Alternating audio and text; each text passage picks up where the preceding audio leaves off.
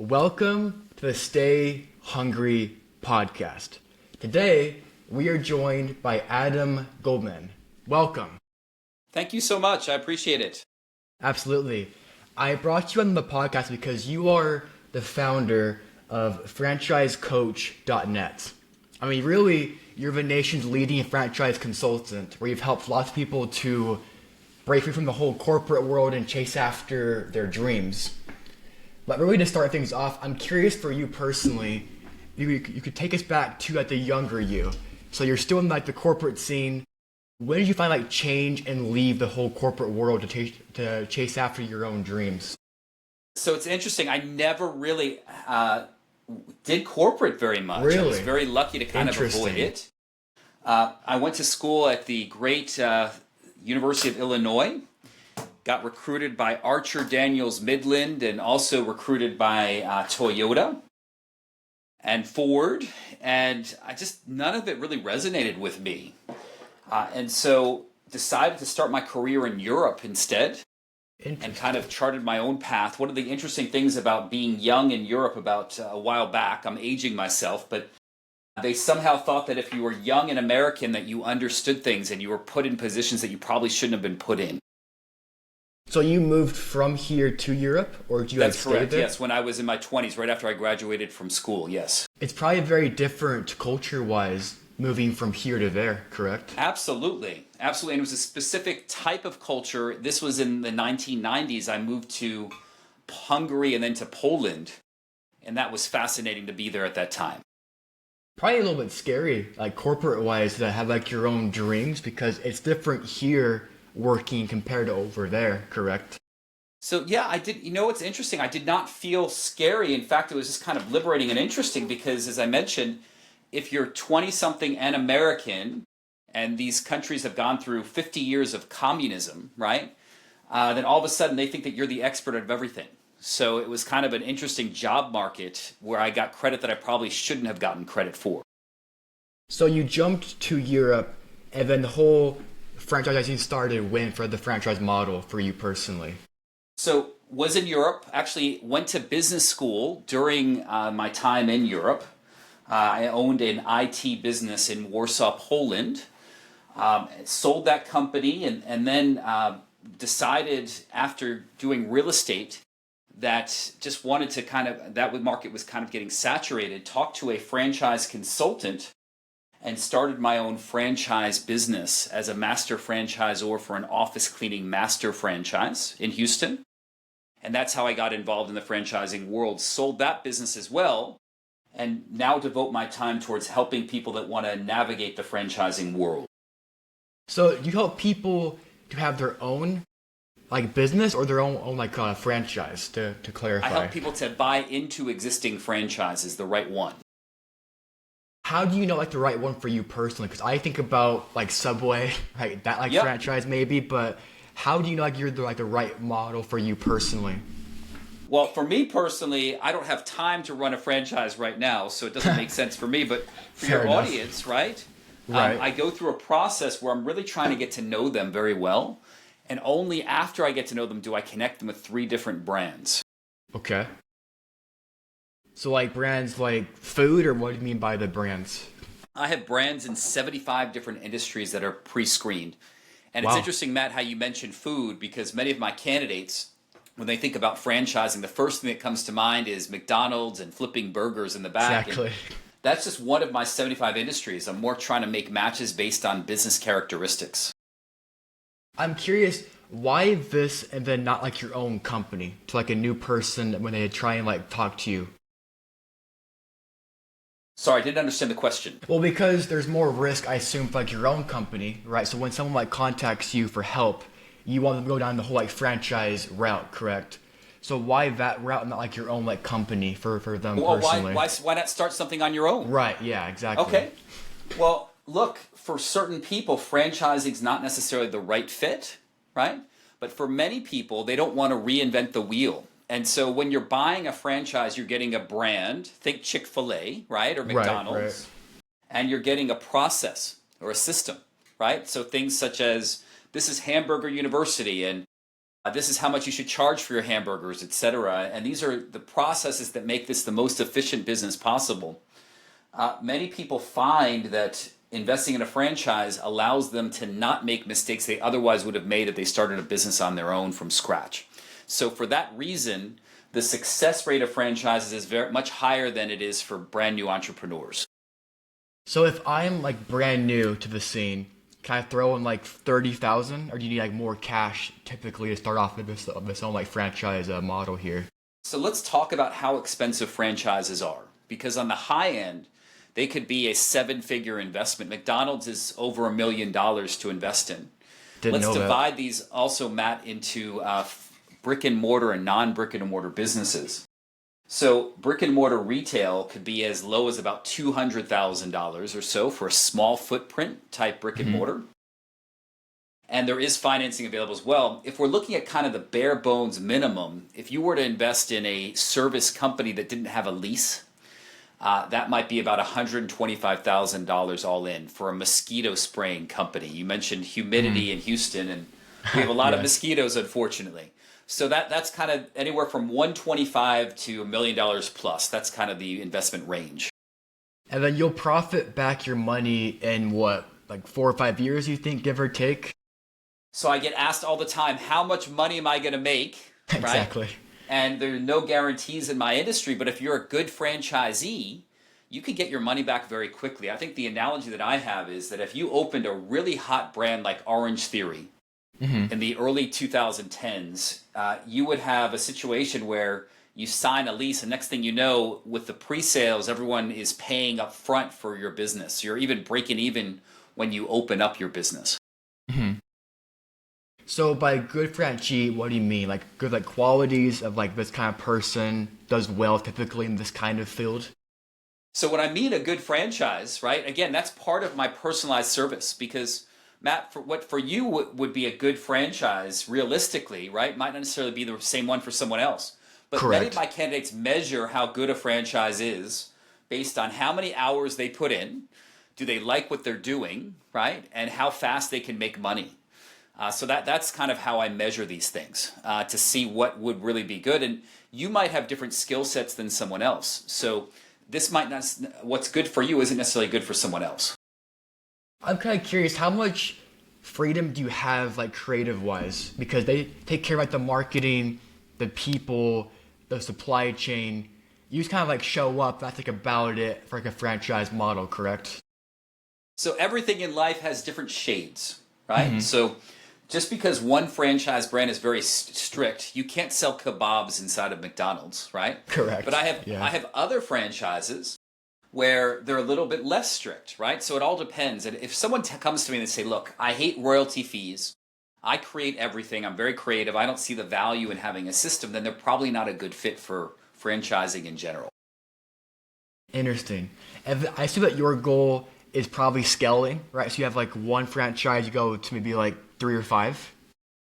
So great question. People can go ahead and they can expand by buying different franchise brands. Every year or two, I have people that buy different businesses in different industries. But you can also expand your business that you might have horizontally, right? So let's say you own a service business Right. and you want to expand, you might go ahead and just kind of get different territory, and you have different efficiencies in the fact that you already understand how to do this. Maybe it's one manager that's managing 3 or 4 locations as opposed to just one. I see. Do you have tips for maybe scaling either too fast or too slow? Again, this is person dependent, Right, right? exactly. So I know people that are really good at scaling and doing businesses in general, and I know people that aren't necessarily as good. I think my one tip I would give to anyone exploring this is to go ahead and to follow the model. Because you're paying for a system, especially at the beginning, so go ahead and use that wisdom that you might have in your system. That's true, because it has like their own like steps. For like you do these 10 steps, and you'll get like this like result probably from us, right? Absolutely. And look, I mean, this wisdom doesn't necessarily only come from the head office. It could come from other franchisees. When I owned an office cleaning master franchise, I got lots of benefit from talking to other owners in different markets that were dealing with the same challenges I was dealing with. I'm curious about the qualities that someone should have to start, like maybe like risk taking, or like what do you think is like the thing that people should have to start like their own like franchise company typically? So I have different brands that are looking for different skill sets. Yeah, fair If I were to enough. choose one magical thing, it would be sales or business development skills, because I think that's critical. Although there are brands that have marketing built into the engine where you get leads and it's more operationally heavy. But the skill set of being able to find business and open doors is really critical. That is true because you have to find like your new clients because the company will Yep, probably absolutely. help you with like the marketing, but still your job to find the client from that point on. Now, keep in mind, certain businesses kind of sell itself, right? Like home cleaning. People Right, need home exactly. cleaning, right? Or kids swimming, right? Digital marketing, you set it up, and there's insatiable demand if it's in the right place. So there are certain businesses that aren't as dependent on selling than others. Because you've now done this for about 9 years, right? Yep, that's correct. Do you do you see like patterns for like this kind of sector does like better than this one does, or these kind of people do better like in this part of it? Like your whole like patterns that you've seen so far in the last like 9 years? So, Matt, I mean, my business is always changing, right? So, let's think about 9 years ago. We didn't even have something called AI. We had no idea what that That's is, true. right? So, Yeah. it's 2026 right now. And so, this is hard for people, right, to see what things are. But, I mean, that's why, frankly, I'm able to do what I do because I need to really understand what the trends are. And the trends that I'm seeing now are there's kind of a movement towards essential services again, meaning things that are need to have, things that AI cannot replace, right? And I'm also seeing kind of a trend towards wellness, also towards seniors. So these are some trends I'm seeing in the general business climate, and I think franchising is adapting. 12,000 Americans are turning 65 every day. Wow, I didn't know that. It's not bad to maybe start like right now and have that model for the next maybe 10, 20 years at the wellness space then. It sounds like then. Absolutely. Yeah, I mean, look, you are looking for businesses that are not fads, that are going to be around in 5, 10, 15 years. I'm kind of curious, do most owners of like a franchise, do they sell it off down the road? Or like what happens usually? So, in order to exit, there are certain ways. One of the best ways to exit is by selling inside of the system. And I'm an Okay. exhibit of that, in that if you have someone that owns the territory next to yours that already has infrastructure and they're not able to otherwise expand, they could potentially purchase your region. Interesting. Do you recommend funding or do you recommend like no debt at all to like start like your own like franchise company or like model? Everyone is different, right? Right. And so I'm of the opinion that there's good and bad debt. If you find a great business and you find a good interest rate, and this is one of your strategies, then go ahead and do that. Because ideally it probably should be a safer bet because they've done all like, the work for you. So you're more like plugging in now, right? Well, I would hope that if you have an established brand, if you've done your due diligence, the chances of success are high. Right. And it probably should be. Whereas like a brand new company, you have all these like unknowns for like what could happen for like the marketplace for like your sales or all that stuff there. I coach my candidates to talk to people. There are three types of people that they can speak with. You speak to the underperformers, you speak with the average performers, but most importantly is to speak with the overperformers that are like you in markets like yours to see what they have to say. Interesting. I want to go back to your first company. So you had like a tech Yep. company that you were saying, right? Yep. I'm curious, how is that different from the whole like franchise model from what you've seen personally, like going like back and forth between those two companies? So this is a long time ago, right? This first Right, probably business. 2 years, right? Yes, yes. I mean, look, I think that from a business perspective, I was matchmaking as well, right? Meaning I went ahead, we bought scanning data from retail chains, the Polish version of Costco, right, or Sam's Club, Huh. and we resold that to consumer goods companies there. The Polish version of Procter and Gamble or Coca-Cola, right? And so the unique thing about the thing that's a similarity between this is I'm also a connector now I'm taking these franchise brands that people don't necessarily know about, and I'm connecting them with potential investors. So there's a middleman aspect to this as well. So if somebody were to contact you, what then like happens next for the next steps? So step by step, if someone were to contact me, by the way, my service is always free, meaning if I make a successful match, it's the franchise brand that pays us a commission. Interesting. So it's not them personally; it's the franchise model. No, Okay.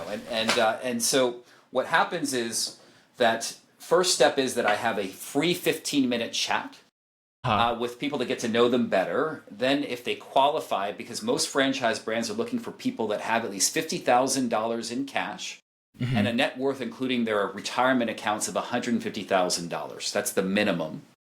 We have a 15-minute chat. I ask them to fill out a survey. Once I get that survey back, we have a more in-depth chat.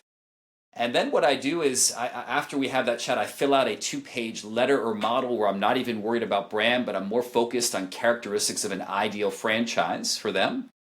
And then I connect them with 3 brands that are different than one another, and then they go ahead and investigate these 3 brands with my help.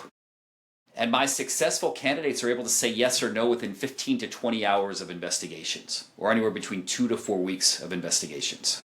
So it's a fairly fast process because you go from talking to them on like day 1 to maybe like 2 weeks later, they have their own like franchise. That is possible. But you probably want to take more time. I'm like assuming maybe take like a few weeks to like research like the background of each like company separately, right? Well, look, I mean, some people are able to say yes or no within a couple weeks' time. Some people need 4 weeks, right? And so the reason why sometimes it's beneficial to, especially on hot brands, within a couple weeks' time to say yes or no, is that if you're in a market like Nashville or Dallas or Charlotte, it's going to sell out within a couple weeks' time. So you need to be quick when it comes to deciding.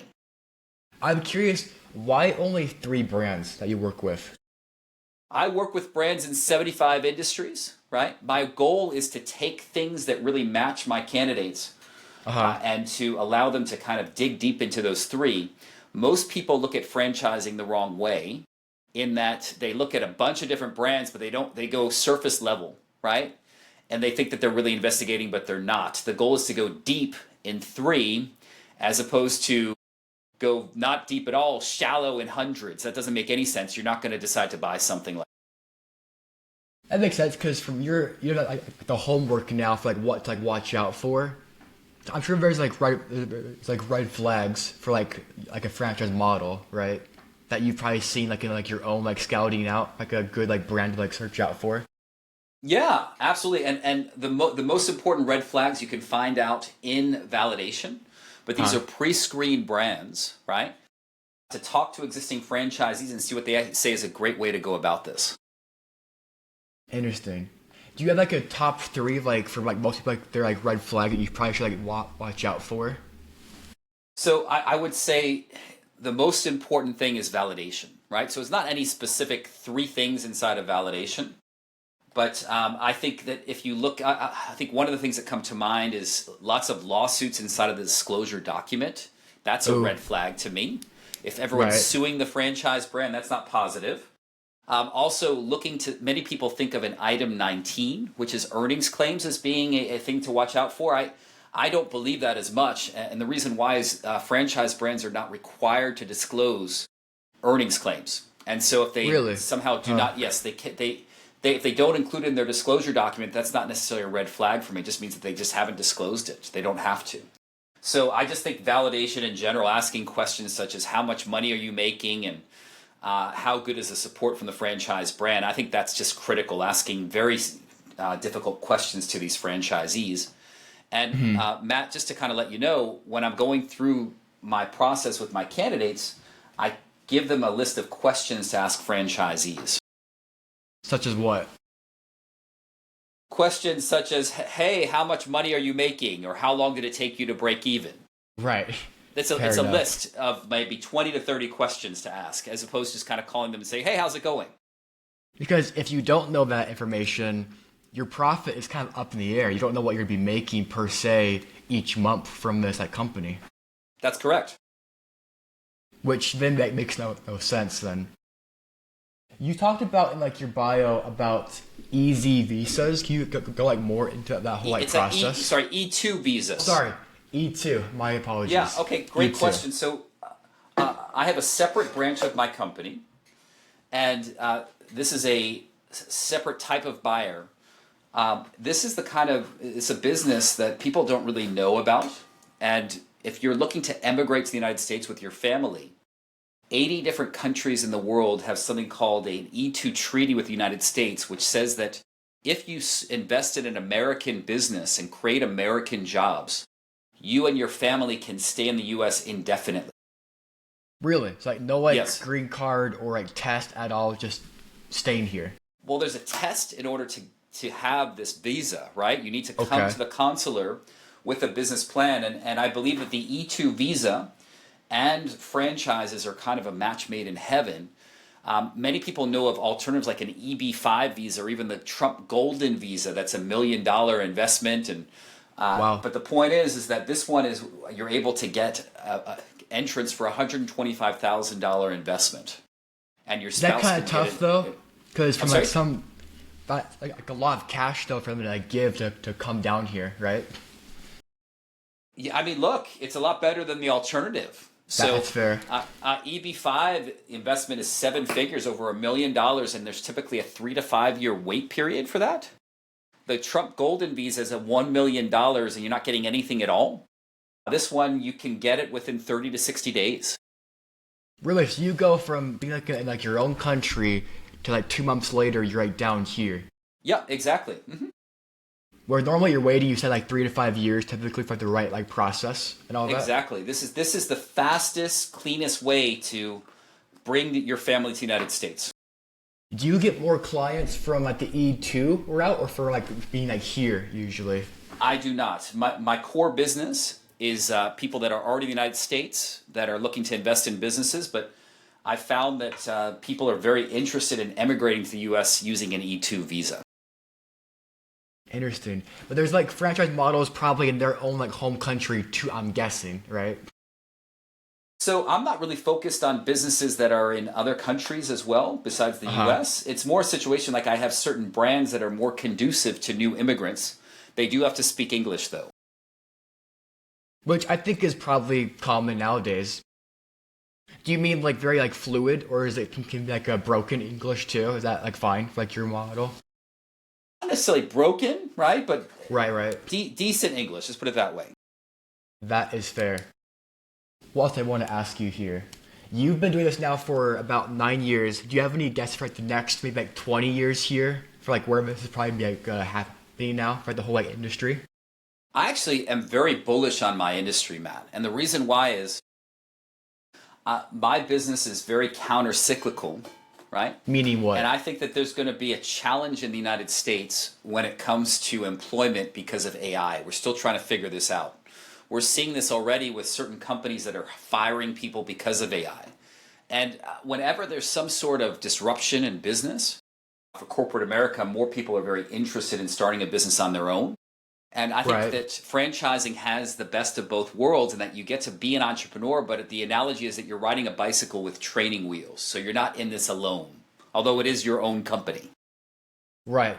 Because you're probably safer because like the food sector, right, the whole like wellness space, you can't do much for the whole like AI like disruption there, right? You're probably like Well, also safe. services, right? A big part of my business is service companies.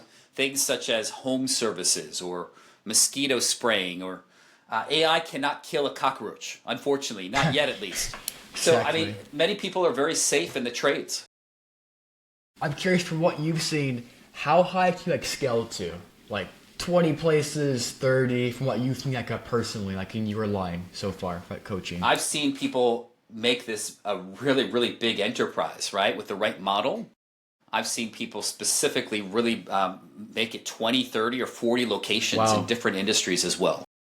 Do you have tips for that? I assume you're having to like reinvest like your last funds, like the new companies, hire more people, more like marketing, correct? Well, the most important tip to scale is to get into the right thing to begin with, because I promise That's you, fair.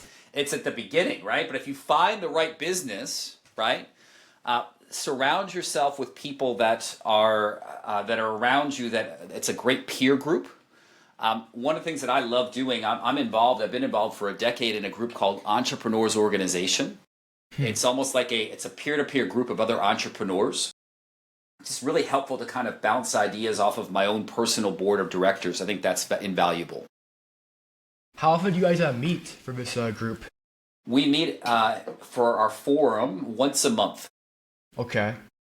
Is it like in person, virtual? Like how In big person. are these like groups usually? In person, yes. There's 7 of us, but other forums meet virtually sometimes as well. But I'm really grateful for my forum. Interesting. So only 7 people. You think be like scattered Yes. throughout the whole like world, like more people? No, this I isn't guess. one specifically in Houston, I but see. I this thought it group was like is a whole like chain. So this group is actually throughout the world. There are over 10,000 entrepreneurs that are members of this group, but they're very selective about who they choose. And there are local chapters as well. You have to like apply to join this charter, this group, to then become of it. That's correct. Because most people have like their own company, they have their like friend groups, right? Like network, because who like around changes like who you are then, right? I believe that you are the sum of the people you hang out with the most, so it's important to be around the right people with the right energy. Exactly. Well, interesting. You've done a lot about the whole like franchise system and business here. I feel like your last like takeaway for people to hear from you personally, like your last like message to people. My last message is it's free to talk to me. If you're at all interested or even franchise curious, give me just kind of hit me up. Go to franchisecoach.net, schedule an appointment to visit with me, and if I don't think you're a fit, I promise to let you know. There you go. Well, go find it, you guys. You've been fantastic. Thank you so much for your time. Thank you all for tuning in. Until next time, stay hungry.